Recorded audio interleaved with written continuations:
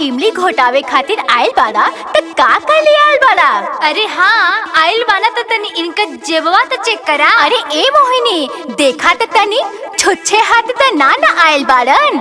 अरे सखी लागता कि मामा चांदी के लोटा नईखन ले आइल, ई त लोहा के लोटा लागता हो।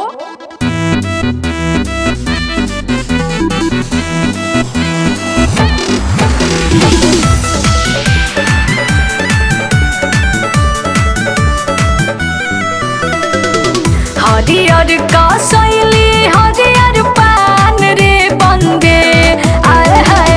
हरियर का सैली हरियर पान रे बंदे। अरे कौन भैया ई मिली घोटायो रे बंदे।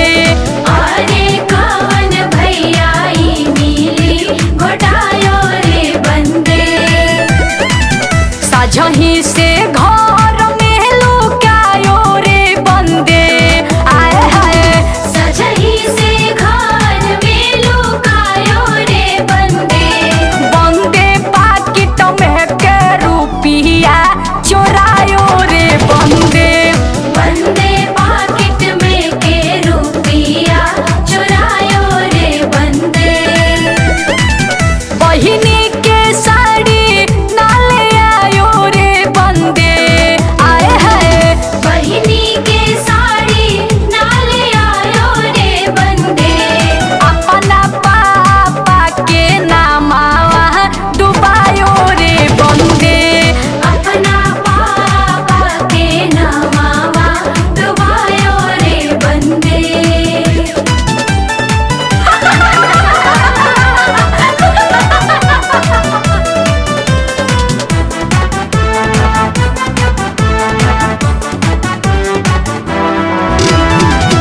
मिली घोटावे अइले कौन देई के भैया।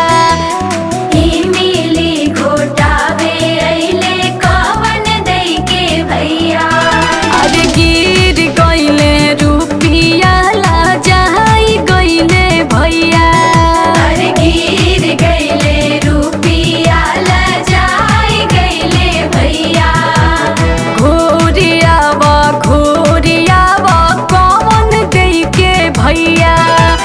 घोरियावा घोरियावा कवन दई के भैया। अरे हम देहब रुपिया ई मिलिया घोटैया। अरे हम देहब रुपिया ई मिलिया घोटैया। मामा हाली हाली मामा हाली हाली मामा हाली हाली मली घोटावे मामा मामा हाली हाली। मामा हाली हाली मिली घोटावे मामा मामा हाली हाली। जैसन बकरी के पूछ वैसन मामा के मूछ मामा हाली हाली। जैसन बकरी के